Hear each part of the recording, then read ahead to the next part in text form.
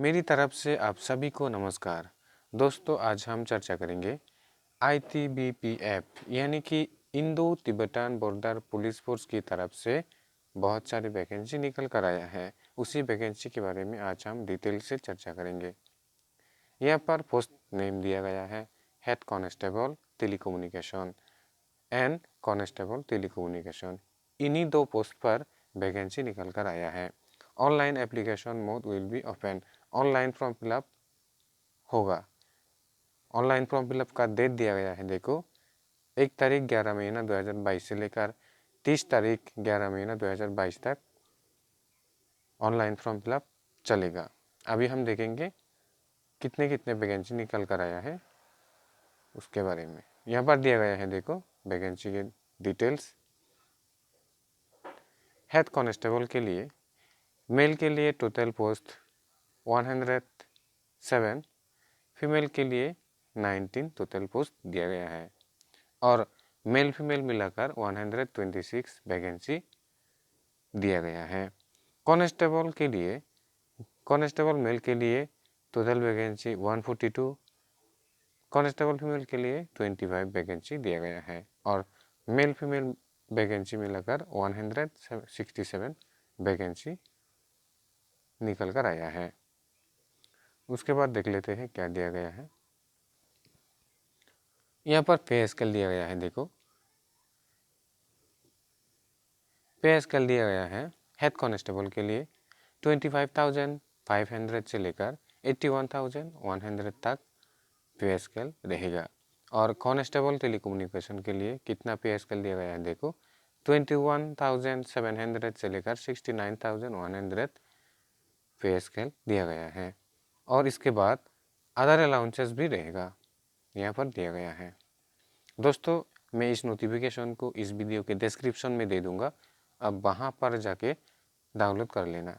Description में जाकर link click करके डाउनलोड कर लेना। अभी हम एलिजिबिलिटी क्राइटेरिया देखेंगे क्या दिया गया है। एलिजिबिलिटी क्राइटेरिया दिया गया है, देखो पहले दिया गया है एज। हेड कांस्टेबल के लिए एज लिमिट दिया गया है 18 से लेकर 25 ईयर होना चाहिए आपका एज और एजुकेशन क्वालिफिकेशन दिया गया है, देखो 12 पास होना चाहिए। फिजिक्स केमिस्ट्री मैथमेटिक्स सब्जेक्ट होना चाहिए और आपका 45% मार्क रहना चाहिए और 10 class pass from recognise board with 2 year industrial training institute ITI होना चाहिए आपके पास। अगर ITI ना हो तो इलेक्ट्रिकल होना चाहिए, computer from recognise computer certificate होना चाहिए। ऐसा कुछ बहुत सारे दिया गया है। आप नोटिफिकेशन में जाकर डिस्क्रिप्शन में जाकर लिंक क्लिक करके नोटिफिकेशन को देख लेना। अभी हम कांस्टेबल के बारे में क्वालिफिकेशन क्या दिया गया है उसके बारे में देख लेते हैं। कांस्टेबल के लिए दिया गया है, देखो कांस्टेबल के लिए एज लिमिट 18 से लेकर 23 ईयर दिया गया है। ST के लिए तो एज रिलैक्सेशन है ही है गवर्नमेंट रूल के अनुसार और एसेंशियल क्वालिफिकेशन दिया गया है, देखो matriculation from a recognise board और इक्विवेलेंट। अगर आप मेट्रिकुलेशन यानी कि 10 पास किया है तो आप ये भर सकते हैं, ये फॉर्म भर सकते हैं।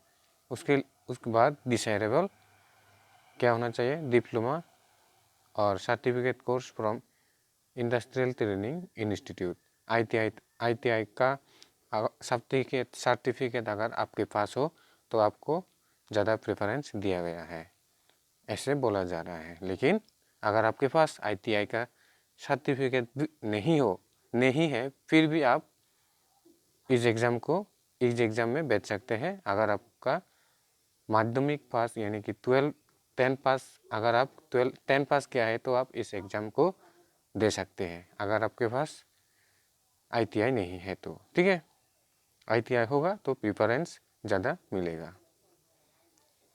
उसके बाद क्या दिया गया है, देखो एज रिलैक्सेशन कैटेगरी वाइज दिया गया है। आप नोटिफिकेशन में जाकर देख लेना, नोटिफिकेशन डाउनलोड करके देख लेना। एज लिमिट दिया गया है, ठीक है। शेड्यूल कास्ट शेड्यूल ट्राइब के लिए 5 ईयर दिया गया है, अदर बैकवर्ड के लिए 3 ईयर, और ये आप देख लेना, ठीक है। उसके बाद क्या दिया गया है देख लेते हैं। उसके बाद physical standard test, physical standard test के बारे में बताया गया है। यहाँ पर दिया गया है देखो, head constable telecommunication and constable telecommunication के लिए फिजिकल स्टैंडर्ड टेस्ट क्या क्या दिया गया है देखो। Height for male for female, male के लिए हाइट क्या दिया गया है 162.5 सेंटीमीटर हाइट होना चाहिए मेल के लिए। For all candidate belong schedule tribe, अगर आप एसटी कैंडिडेट है तो आपके लिए हाइट कितना होना चाहिए 162.5 सेंटीमीटर होना चाहिए आपका हाइट। और अगर आप फीमेल कैंडिडेट है एसटी कैटेगरी के कैंडिडेट हैं तो आपके लिए 150 सेंटीमीटर हाइट होना चाहिए। बाकी कैंडिडेट फीलिंग जो कैंडिडेट जो कैटेगरी गोरखा नागालैंड अरुणाचल से बिलोंग करते हैं उसके लिए मेल के लिए 165 सेंटीमीटर होना चाहिए, और फीमेल के लिए हाइट 155 सेंटीमीटर होना चाहिए जो अरुणाचल मणिपुर मेघालय नागालैंड से बिलोंग करते हैं। और चेस्ट सिर्फ मेल के लिए चाहिए, चेस्ट मेल के लिए दिया गया है देखो विदाउट एक्सपेंशन, यानी कि बिन फुलाए। अगर नॉर्मली अगर चेस्ट आपका कितना होना चाहिए, अगर आप एसटी कैंडिडेट है तो नॉर्मली चेस्ट आपका 76 सेंटीमीटर होना चाहिए। अगर आप अरुणाचल मणिपुर मिजोरम त्रिपुरा से बिलोंग करते हैं तो अगर आप त्रिपुरा से भी बिलोंग करते हैं तो आपका चेस्ट कितना होना चाहिए नॉर्मल 78 सेंटीमीटर होना चाहिए, और फुलाने के बाद कितना होना चाहिए 81 सेंटीमीटर 83 सेंटीमीटर, ठीक है। For other state union territory के लिए ये दिए गए हैं, ठीक है, ये आप देख लेना। उसके बाद क्या दिया गया है देखो, यानी कि पहले आपका फिजिकल स्टैंडर्ड टेस्ट होगा, ठीक है। उसके बाद फिजिकल इफिशिएंसी टेस्ट होगा। उसके बाद आपका अगर ये दोनों एग्ज़ाम आप क्लियर कर लेते हो तो आप राइटन एग्ज़ाम के लिए क्वालिफाई कर जाते हैं, यानी कि राइटन एग्ज़ाम आप दे सकते हैं अगर आप physical efficiency test physical standard test qualify कर लेते हैं तो आप राइटन एग्ज़ाम में बैठ सकते हैं, ठीक है। यहाँ पर मिनिमम मेडिकल स्टैंडर्ड क्या चाहिए दिया गया है देखो, minimum distance vision shall be, यानी कि आपकी आंखों का साइज कितना होना चाहिए 6/6 या तो फिर 6/9 होना चाहिए। बाकी ये सब देख लेना, इतना इम्पोर्टेंट नहीं है। मैं इसके बाद अगर आप ऑनलाइन फिलअप करोगे तो कहाँ पर जाकर करोगे, वेबसाइट दिया गया है देखो। अगर आप फिलअप करना चाहते हैं तो recruitment.itbppolice.nic.in इसी वेबसाइट पे जाकर आप फॉर्म भर सकते हैं। उसके बाद दिया गया है फ़ी के बारे में बोला गया है, कितना फ़ी होना चाहिए, कितना फ़ी भरना पड़ेगा आपको फॉर्म फिलअप करते टाइम।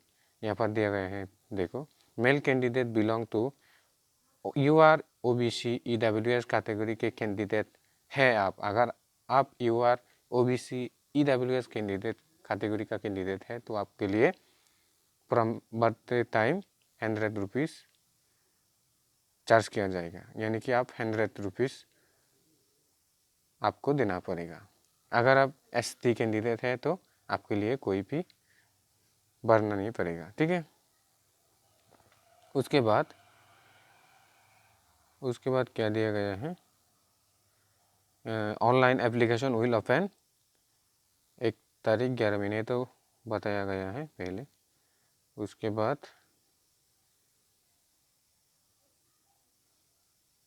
यहाँ पर देखो सिलेक्शन प्रोसेस दिया गया है। पहले आपका physical efficiency test physical standard test होने वाला है, ठीक है। उसके बाद आपका राइटन एग्जामिनेशन होगा। और यहाँ पर यह भी बताया गया है कि अगर आपको physical efficiency test, physical standard test exam देना है तो आपको एडमिट लेकर जाना पड़ेगा। आप फॉर्म फिलअप करने के बाद आपको एडमिट एग्ज़ाम के पहले दिया जाएगा। उसी एडमिट को लेकर आप physical standard test, physical efficiency test देने के लिए जाओगे। बिना एडमिट के आप physical standard test, physical efficiency test दे नहीं पाओगे, ठीक है। और ये physical efficiency test, physical standard test एक ही दिन में करवाया जाएगा आपको, ठीक है। यहाँ पर फिजिकल एफिशिएंसी टेस्ट के बारे में बताया गया है, देखो। फिजिकल एफिशिएंसी टेस्ट फेज 1, ठीक है, फॉर मेल कैंडिडेट के लिए दिया गया है। 1.6 किलोमीटर रेस मेल कैंडिडेट के लिए। 11 फीट लॉन्ग जंप देना पड़ेगा, 3 चांस दिया जाएगा आपको। और ये जो रेस है 1.6 किलोमीटर रेस, ये आपको कंप्लीट करना पड़ेगा 7 मिनट 30 सेकेंड, यानी कि 7.5 मिनट में आपको ये रेस कंप्लीट करना पड़ेगा। उसके बाद 11 फीट लॉन्ग जंप 3 चांस दिया जाएगा, 3.5 फीट हाई जंप 3 चांस दिया जाएगा। फॉर फीमेल कैंडिडेट के लिए क्या दिया गया है, देखो। फीमेल कैंडिडेट के लिए 800 मीटर रेस क्लियर करना पड़ेगा 4 मिनट 45 सेकंड में। 9 फीट लॉन्ग जंप 3 चांस दिया जाएगा, 3 फीट हाई जंप 3 चांस दिया जाएगा फीमेल के लिए, ठीक है। ये है फिजिकल एफिशिएंसी टेस्ट।